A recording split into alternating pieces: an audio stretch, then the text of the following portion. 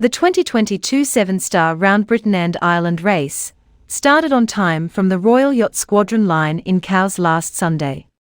The international fleet got away for the non-stop 1,805-mile race without incident. The infamous Solent tide changed favourably just before the start, and coupled with light headwinds the fleet raced to the east. This is not a race for novices. This is the toughest race in the Royal calendar, experienced sailors only. Everyone in the fleet has done their miles. Tough racing to get to this point, but for us that's critical in making a safe race. It's a fantastic sailors race. It's 3 fast nets. It's absolutely brilliant. One of the most incredible race we can have here. It's long. It's tough. It's long. It's cold. You can have some bad weather. Very tricky. Amazing. It's going to be magical for me. Sevenstar Round Britain and Ireland race is for me the ideal offshore race. It's longer than the Fastnet, so you really get into it, yet lots of waypoints, you turn lots of corners, very varied conditions, and it's much more exciting than a transatlantic or something like that. Really looking forward to doing this race with the team. It's new for me, and it's the only time that I will race Medallia with a full crew. I think it's a really challenging race. It's tactical. The weather is difficult, lots of different weather systems. The North Sea is full of tides and gas platforms and traffic and wind farms. There's absolutely everything jam-packed into quite a small course, so why would I not do it? This could be 2 weeks of racing, and therefore you've got to pace yourself. You typically get tough conditions at some point in this race, a lot of navigational obstacles, and quite often we get a lot of retirements.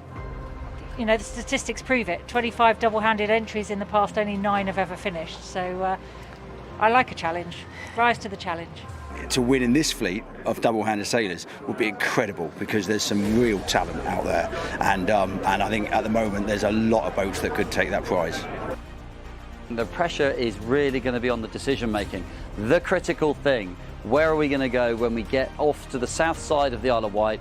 Is anybody going to make a break for the French coast, or are they going to stay on the mainland shore and work their way up? Remember, that's not easy. You've got the tidal races, particularly Portland Bill and Start Point, before you get to the Lizard and beyond. So I think yes, they're going to want to be going fast, but they've got to make the right decision if they want to win this race. It's wishful thinking saying that we aim to win, but I don't like to be lost, so there's really only one way to go, and it's all up to play for.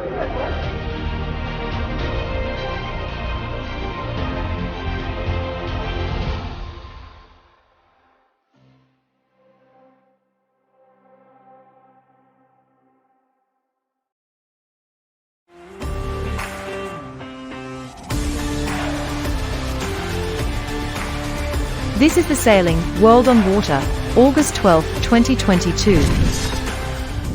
Horonuku has arrived safely in Australia, clearing customs this week in Adelaide after its journey via sea from Auckland over the past month. As sure as the sun rises each day, Landspeed pilot Glenn Ashby was there to meet the containers loaded with every conceivable item required for an Outback World Record wind-powered land speed attempt. Just here at the freight depot at the moment, where the containers have arrived in Adelaide from Auckland. We will basically have to de-van both containers so that the quarantine and customs inspectors can come and have a good walk through the container and inspect everything. I don't see us having any major issues, but you never know with quarantine and customs what they may and may not sort of find. I'll just unscrew it, mate. It's so hard, mate. Sometimes they might be like, no, that's fine. Yeah. That's fine, ready to go. No, I would look in that cupboard. Yeah. You haven't provided adequate space, it's a bit of a gamble. For the sake of 10 minutes, extremely pleased that it's got here in one piece, and really exciting to have it here on Australian soil. Hopefully we pass the quarantine inspection in good shape. Fingers crossed that we get the tick of approval. We've just had the biosecurity check on those containers. We've pulled everything out, they've gone through everything. Fortunately, we've been given the thumbs up that everything's A-OK with that, so that's really fantastic news for the program. Now it's time to load everything back into those containers and get them all strapped down again, and we'll basically be looking at trucking those containers to get set up at Lake Edna really soon. So fantastic news for the program.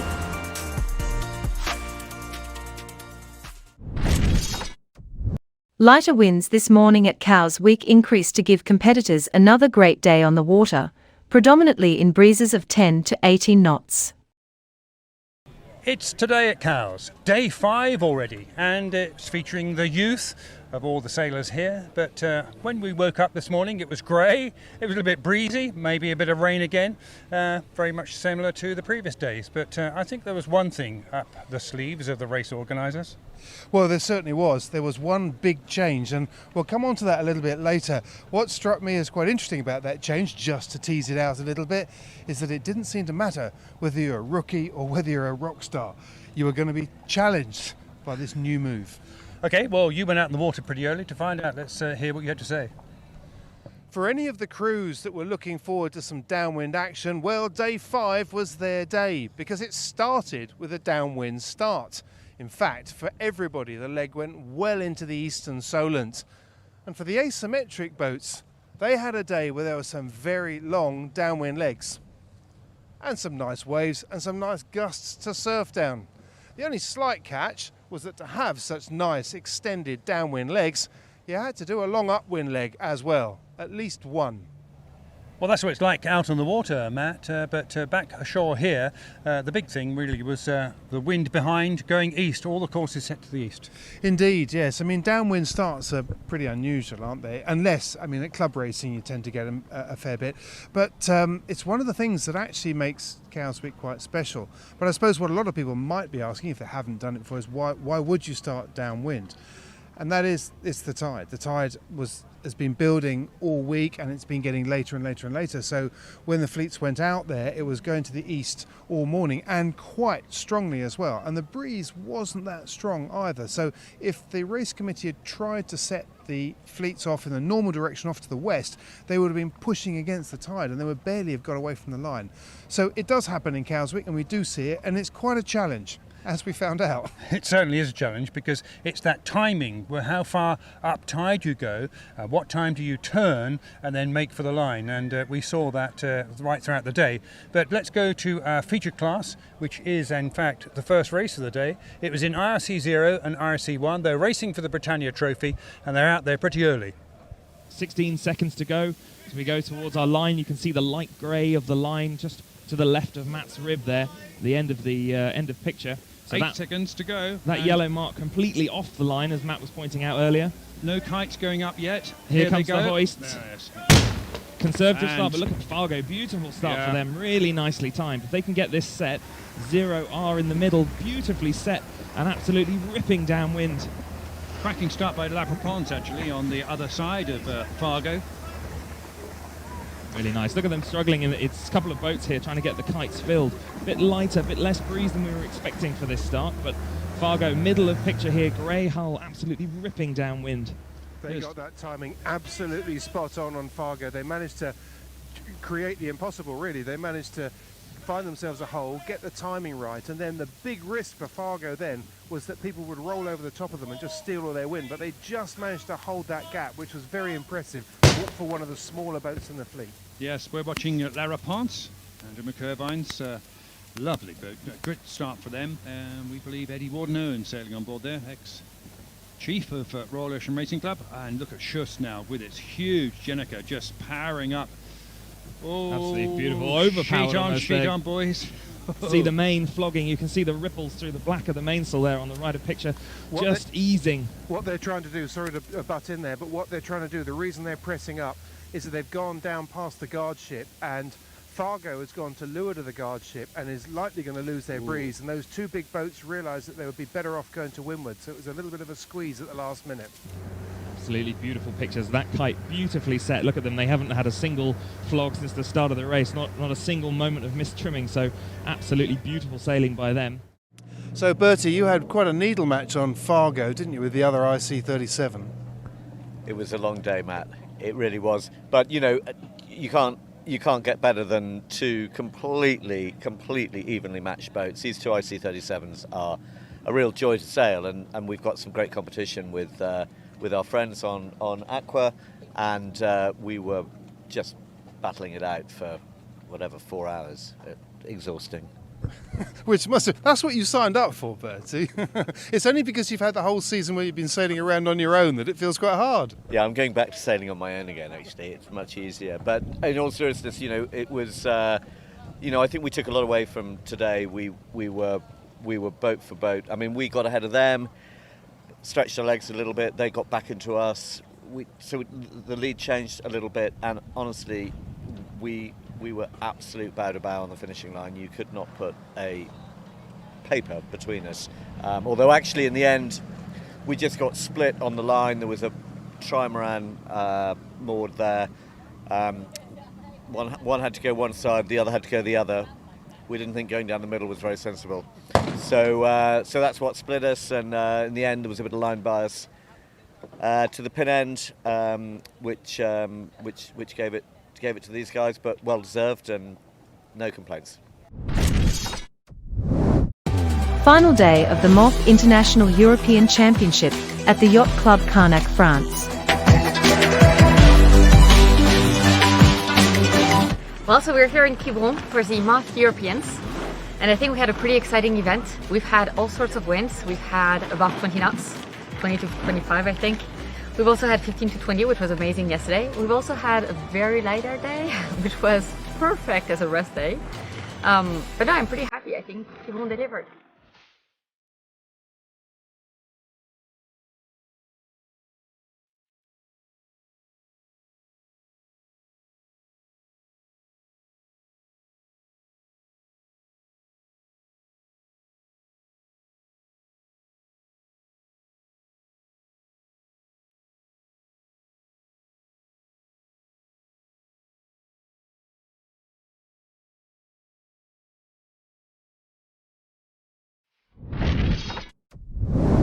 The boats participating in the 43rd Grohe North Aegean Cup set sail for new beautiful adventures in the North Aegean and the Tyrrhenian Gulf.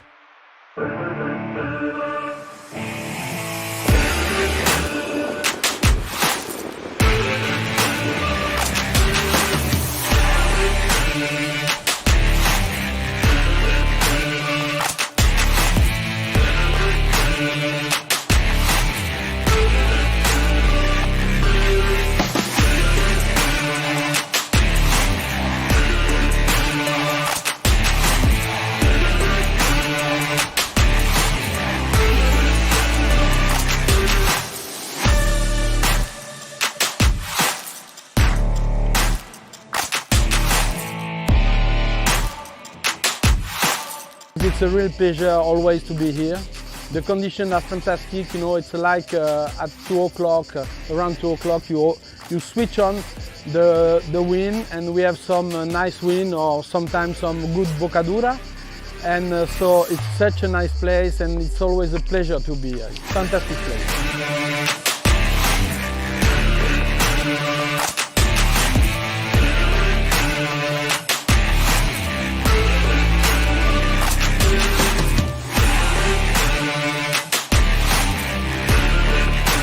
Today it was not so bad. We did some good things, some bad things, but we can do it better. I hope that we will do it better, but it's always a pleasure to be on the water because it's so fantastic.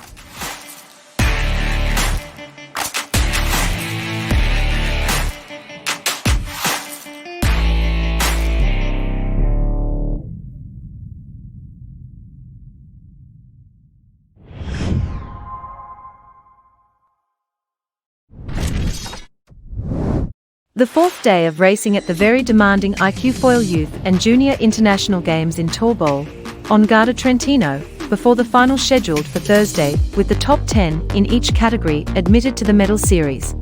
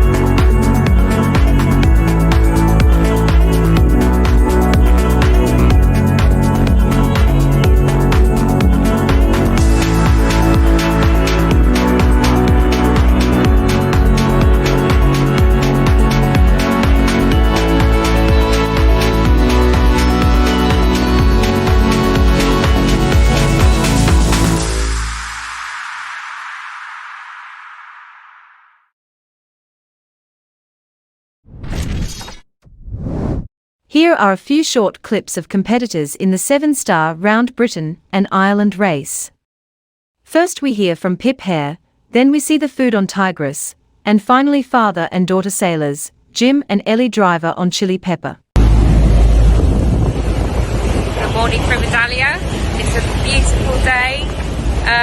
We're just coming up to the Lizard, and we spent a night really trying to make this boat work. It doesn't like light winds that much. We've got quite a lot of surface area that makes the boat slow, and we struggle to use our foils. But right now, the foils are working, and look who's with us.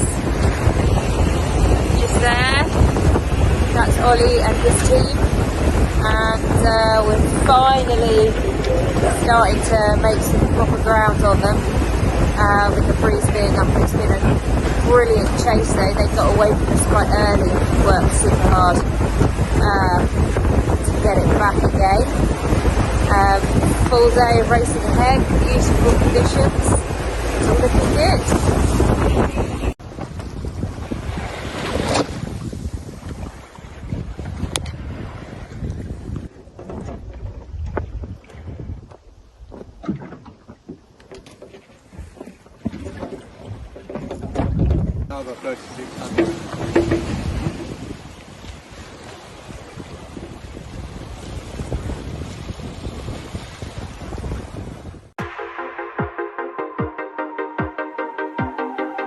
Such a big challenge. It's one of the few opportunities to do a big race like this around the UK without doing something like a transatlantic. And it's going to be a good step up from the Fastnet that we did last year. So, me and Dad sailed together. We trust each other so much. Bring out the best in each other. We make all the decisions together and we hardly fall out. So it's going to be a long race. It's 3 times as long as the Fastnet. There's going to be lots of navigational problems to overcome with all the TSS's and the shoals and the rocks. Just going around the top of Scotland, around the top of Muckleflugger, which is going to be, well, it's further north than the Capes are south, and especially going around Dover, and it's going to be quite complicated. I think Mum will be incredibly happy when we are around because she's going to be watching Yellow Brick every mile of the race and probably not get as much sleep as we're getting. Going to be quite tough to get round. So it's been a big adventure to work together and to sail around Britain and Ireland. It's going to be amazing and I really look forward to it.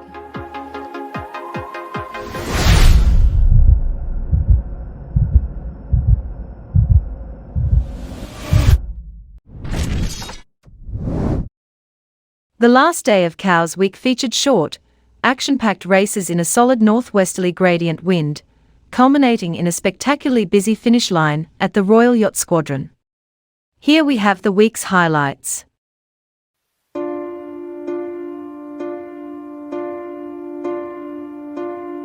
Who should we be looking for then, other than yours? The guys at the front of the fleet. I don't want to say who they are because they know who they are. They are brilliant.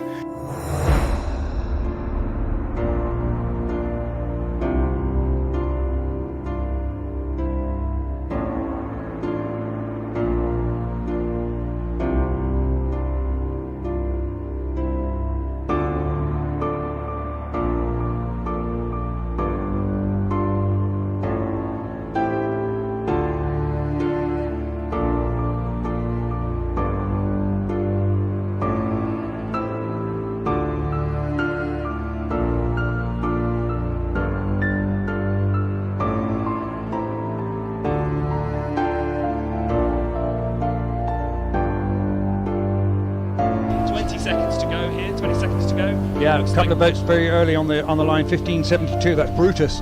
Very early. Holding back. That's it, and we can see them all diving down here, desperately trying to stay the right side of the line before the start gun goes.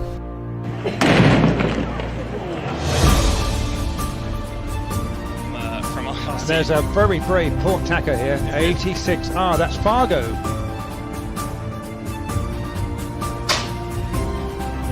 Line clear. Well, how well done.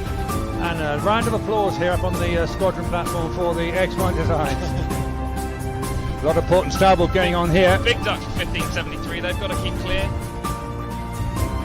20, 25 knots, possibly even gusts at 28.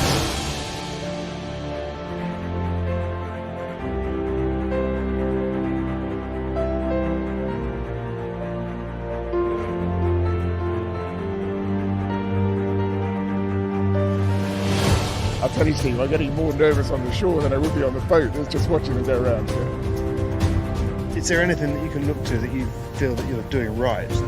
Beating the better sailors, yes. And how? Luck.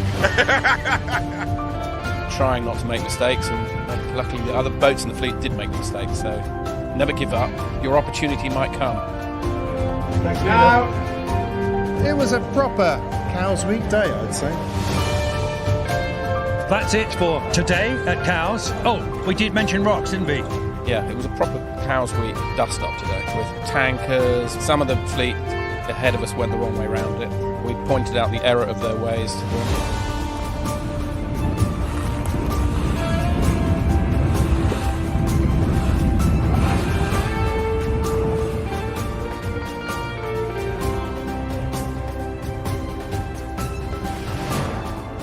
As a result, people can come back in one piece. It's good.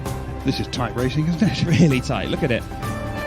In anything at Cows, it's getting a right team. All got to be good and gel together. Try and get them to bed early at night.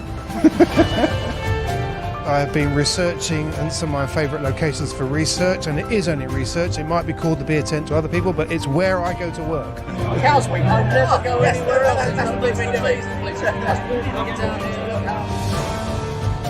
I'm just beginning to get the hang of things. Nothing like a good Cows Week boat on boat.